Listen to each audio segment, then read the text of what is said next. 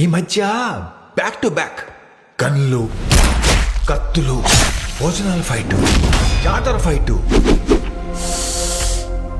ఓ తెగ చేశాను.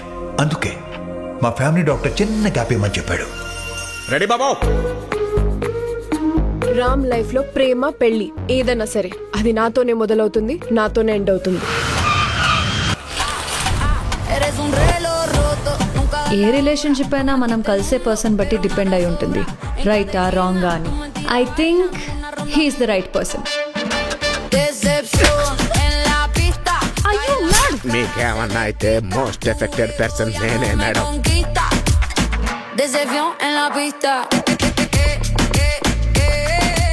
రామ్, ఎవరా అమ్మాయి? మా ఫ్రెండ్ వాళ్ళ వైఫ్ చెల్లి. నేనే కనుక మీ పక్కన ఉండుంటే ఇంకొకరిని రానిచ్చామన్నా. ఎవరు సరే దురందరు పెళ్లికి ముందు మా బావ ఎలా ఉండేవాడు తెలుసా? మగాళ్ల ముందు మాసే కావచ్చు,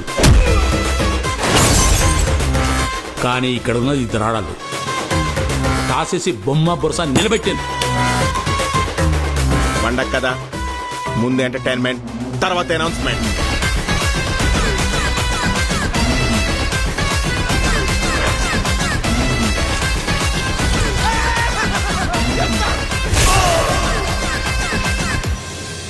నలుగురిలో నన్ను తలెత్తుకునేలా చేసే నువ్వు ఇవాళ నా వల్ల తల దించుకోవాల్సి వచ్చింది.